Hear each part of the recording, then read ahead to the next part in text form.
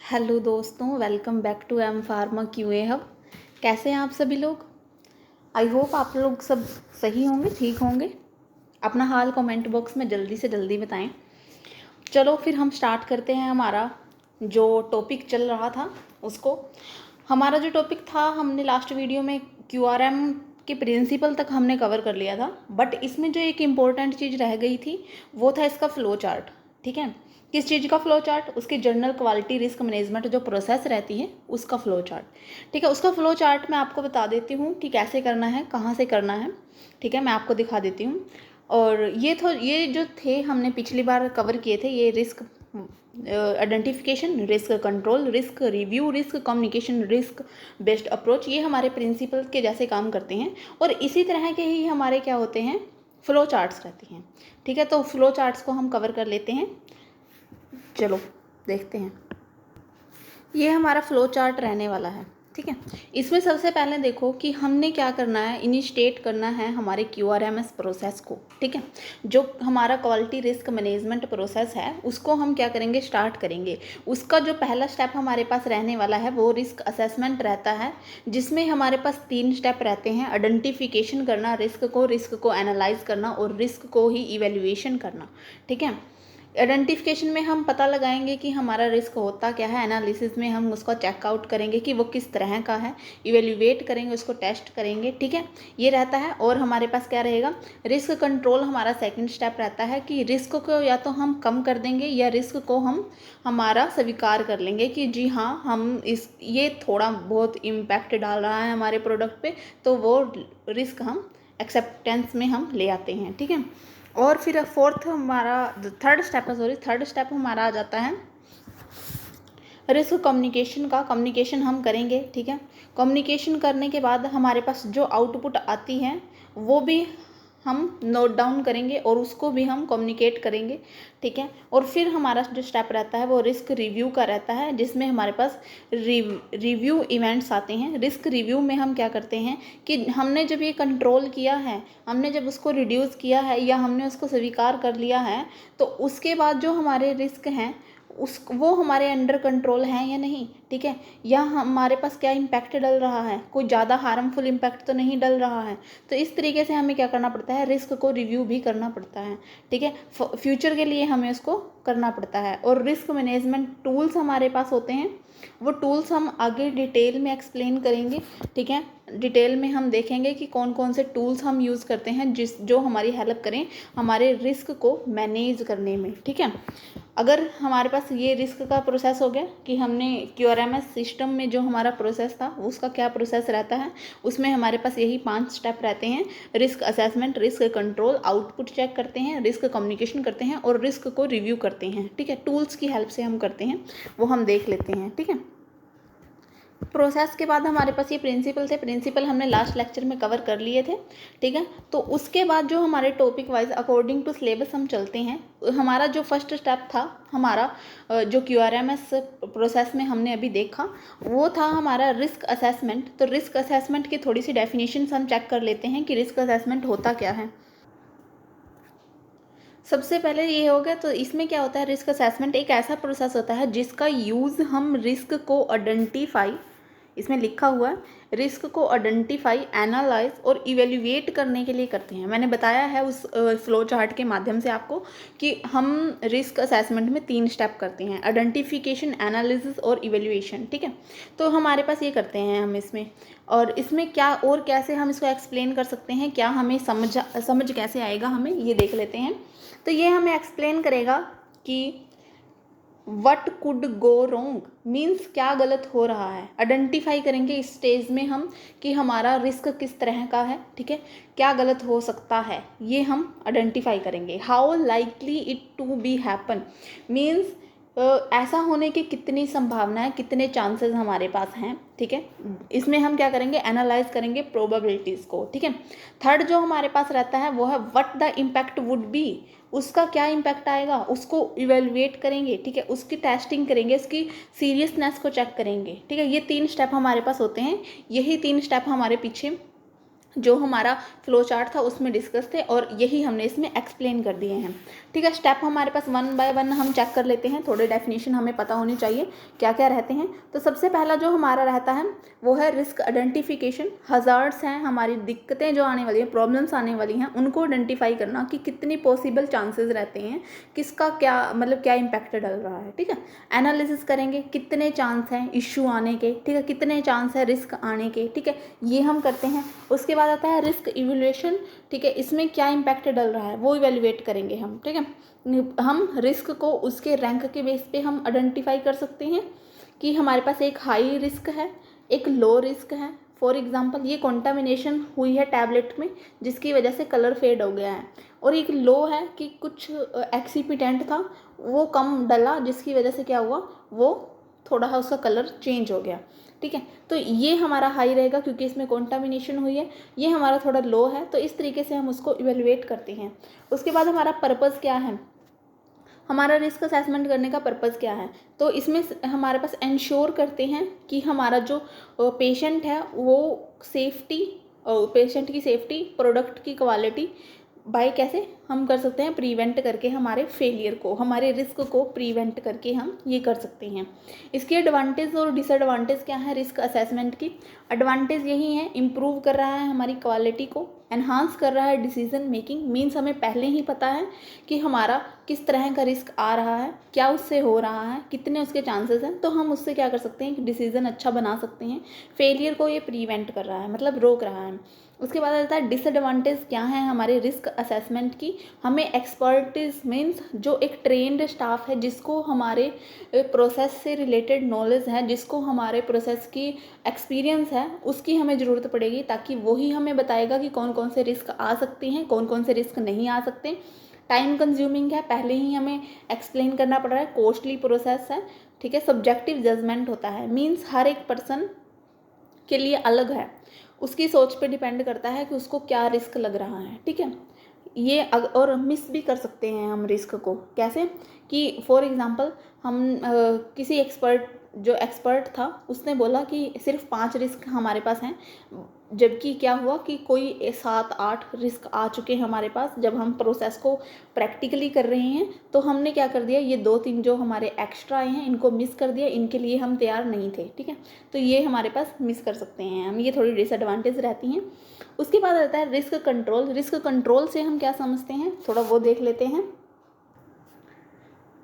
Risk control में हम एक ऐसा डिसीज़न बनाते हैं या लेते हैं, ठीक है, कि हम कि रिस्क को रिड्यूस हो जाए, रिस्क रिड्यूस कर सकें हम, और फिर उसे रिस्क को या फिर एक्सेप्ट कर सकें। ठीक है, अगर वो छोटा रिस्क है, जैसे ड्रग प्रोडक्ट में टैबलेट का कलर थोड़ा चेंज हो गया बट रीज़न कॉन्टामिनेशन नहीं होना चाहिए जैसा मैंने पीछे बताया है, तो इसको हम कर सकते हैं। ठीक है, और risk control might focus on the following question. कौन कौन से क्वेश्चंस को वो हमारे कवर करता है, क्या is risk above the acceptable level, क्या हमारा रिस्क है जो वो स्वीकार करने के लायक है या नहीं है।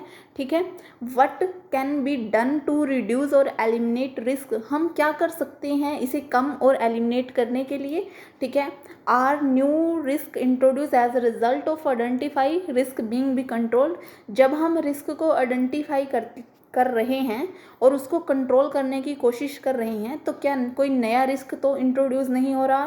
तो इस तरीके से हमारा रिस्क कंट्रोल रहता है। इसका मेन पर्पज़ क्या रहेगा हमारे पास, इसका मेन पर्पज़ रहता है रिस्क कंट्रोल से हम प्रोडक्ट की क्वालिटी, सेफ्टी, पेशेंट की सेफ्टी को इंश्योर कर सकते हैं। ठीक है, ये हम कर सकते हैं।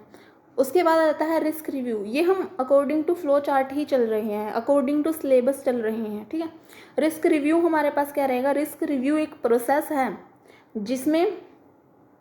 जिसमें हम रेगुलर रिस्क को एग्जामिन एंड इवेल्युएट करते हैं और उनके कंट्रोल को भी। ठीक है, कि वो अंडर कंट्रोल है या नहीं, और ये भी चेक करते हैं कि रिस्क थे उनके लिए हमने जो रिस्क मैनेजमेंट टूल या प्लानिंग हमने की है वो इफ़ेक्टिव है या नहीं है। ठीक है, वो हम चेक करेंगे। ये इंश्योर करते हैं कि रिस्क अंडर कंट्रोल है या नहीं है, या न्यू रिस्क तो नहीं आ रहा, टाइम टू टाइम आइडेंटिफाई हमें करना पड़ता है। ये हो गया हमारा रिस्क रिव्यू का सिस्टम। जो नेक्स्ट हमारा रहता है वो है रिस्क मैनेजमेंट टूल्स। इसमें बहुत सारे टूल्स हमारे पास आते हैं जिससे हम रिस्क को आइडेंटिफाई करते हैं, एनालाइज करते हैं, उनको कंट्रोल करने की कोशिश करते हैं। तो सबसे पहले हम इसकी डेफिनेशन थोड़ा सा अंडरस्टैंड करते हैं कि ये टूल्स हैं क्या। जो रिस्क मैनेजमेंट टूल, नाम से ही पता लग रहा है जो रिस्क को मैनेज कर सकें वो टूल्स, ठीक है। या हम कह सकते हैं ये मेथड, टेक्निक्स या सॉफ्टवेयर हम यूज़ करेंगे किसको, रिस्क को identify, assess, analyse, monitor, control करने के लिए किसी प्रोसेस में, ऑर्गेनाइजेशन में, किसी प्रोजेक्ट में, ठीक है। हम ये क्या करेंगे, इनका यूज़ करके हमारे जो रिस्क हैं उनको करते हैं, सॉल्व आउट करते हैं, ठीक है। ये रिस्क चाहे हमारी किसी भी इसमें हो, इनमें से हमारे किसी भी उसमें हो तो हम इसको कर सकते हैं। और ये टूल हेल्प करते हैं एक इन्फॉर्म्ड डिसीज़न बनाने में ताकि रिस्क को हार्मफुल इम्पैक्ट से बचाया जा सके, ठीक है। रिस्क के जो हार्मफुल इम्पैक्ट आने वाले हैं उनको मिनिमाइज़ कर सकें, ठीक है। ये हम करते हैं इसमें। और सिंपल वर्ड में हम क्या कह सकते हैं रिस्क मैनेजमेंट को, टूल्स को, risk management tools are the instrument के जैसे काम कर रहे हैं that help in finding, understanding and reduce risk to ensure safety success in work and project, ठीक है। इन सब में ये हमारी हेल्प करता है। ये सिंपल डेफिनेशन हो गई है। इसके टाइप देख लेते हैं, कितने टाइप के हमारे पास रिस्क मैनेजमेंट टूल रहते हैं। ये कहीं 9-10 टाइप के हमारे पास रहते हैं। तो वन बाय वन हम इनको चेक कर लेते हैं। सबसे पहला रहता है basic risk management facilitation method. दूसरा रहता है failure mode effect analysis. Third है failure mode effect and critical analysis. Fourth है फॉल्ट ट्री एनालिसिस। फिफ्थ है hazard analysis and critical control point. ये जो है, ये वाला जो है हमारा, ये बहुत इंपॉर्टेंट है, सिलेबस में अलग से मेंशन किया हुआ है, ठीक है।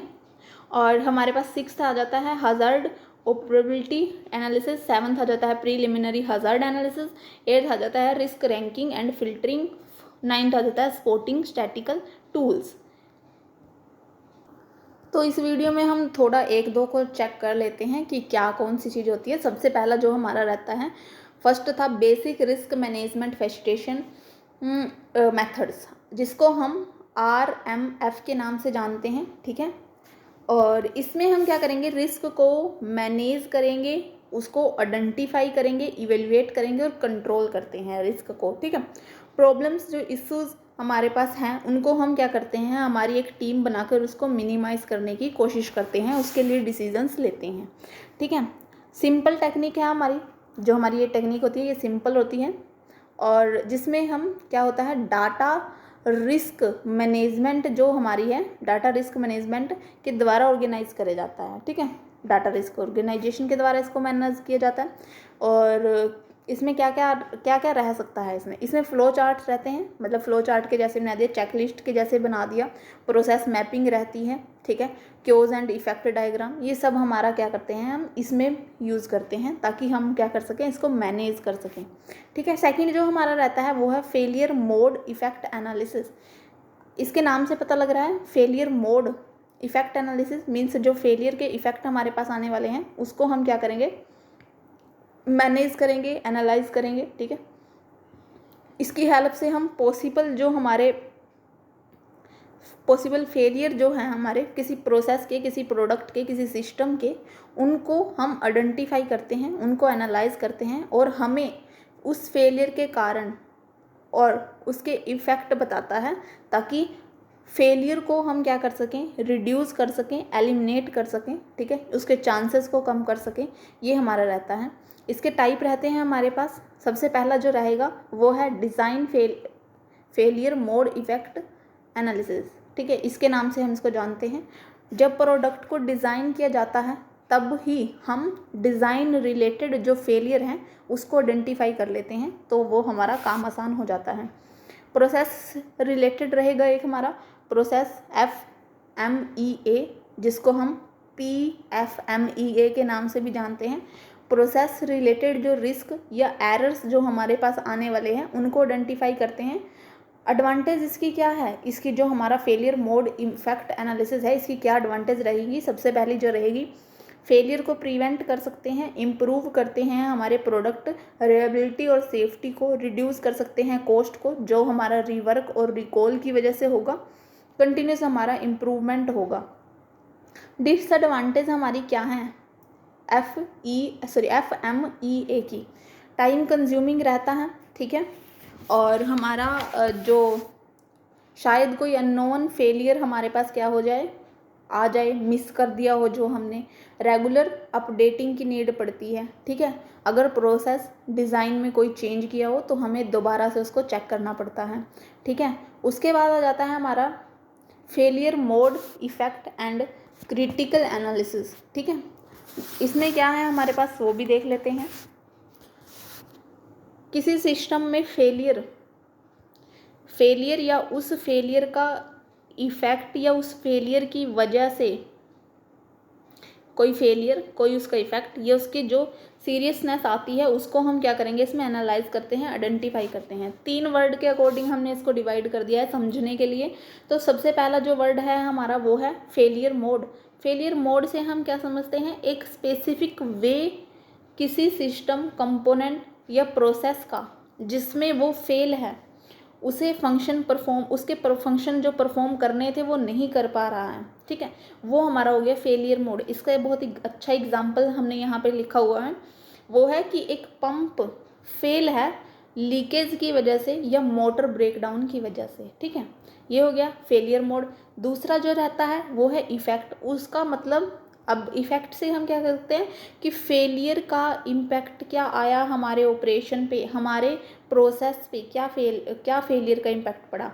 अगर एक पंप फेल है ड्यू टू, किस लिए, due to this system way be loss pressure system या फिर स्टॉप फंक्शन, ये इसका इम्पैक्ट है कि उसने प्रेशर बनाना ही छोड़ दिया या उसका जो फंक्शन था उसने करना ही छोड़ दिया, ठीक है। थर्ड हमारा रहता है, इसी का जो थर्ड वर्ड रहता है वो है क्रिटिकल एनालिसिस। क्रिटिकल एनालिसिस में हमारे पास क्या है, इवेल्युएट करेंगे कितना ज़्यादा सीरियसनेस कंडीशंस हमारी आ सकती हैं हमारे फेलियर की वजह से, ठीक है। टोटल इसमें एग्जांपल है कि टोटल सिस्टम ही हमारा सेट डाउन हो गया, ठीक है, सेफ्टी हज़ार्ड्स मतलब जो आए हैं वो सेफ्टी हज़ार्ड्स आ गए, ठीक है। इस तरीके से हमारा ये रहता है। 3 वर्ड में हमने इसको तोड़ के डिवाइड करके आपको एक्सप्लेन कर दिया है, ठीक है। उससे अगला जो आएगा हमारा वो है fault tree analysis. Fault tree analysis क्या है, इसमें हमारे फेलियर के कारण रहेंगे, ठीक है, मीन्स वो क्या कारण है, किस वजह से हमारा फेलियर हो रहा है, उन्हें हम एक ग्राफिकल मेथड में रिप्रेजेंट कर लेंगे, ठीक है।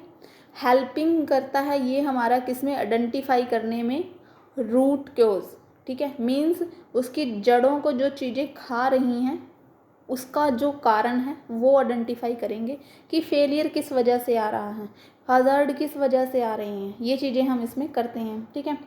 और इसका एग्जांपल हमारे पास है कि a top event is machine stop working, कि हमारी मशीन ने काम करना बंद कर दिया, किस वजह से कर सकती हैं, उसके क्या कारण हो सकते हैं। सबसे पहला तो पावर फेलियर हो सकता है, मोटर का ब्रेकडाउन होने की वजह से, सेंसर जो मल फंक्शन नहीं कर रहा है, ख़राब काम कर रहा है, उस तरीके से हमारा ये रहता है। तो आज के लिए इतना ही, यहाँ तक हमारे जो हो गए हैं टूल्स वो ठीक है, 4 टूल्स हमने पढ़ लिए हैं। अगला जो टूल रहेगा वो hazard analysis and critical control point रहेगा जो हम नेक्स्ट वीडियो में कवर करेंगे, ठीक है। आज के लिए इतना ही, मिलते हैं आपसे नेक्स्ट वीडियो में। तब तक के लिए आप हमें फॉलो करें, लाइक करें, शेयर करें, और अगर आपको नोट्स चाहिए तो इंस्टाग्राम पे आप मैसेज कर सकते हैं, इंस्टा का लिंक है जो वो आपको हमारे बायो में मिल जाएगा, ठीक है। तो मिलते हैं नेक्स्ट वीडियो में, तब तक के लिए खुश रहें, हैप्पी रहें, हेल्दी रहें, ओके।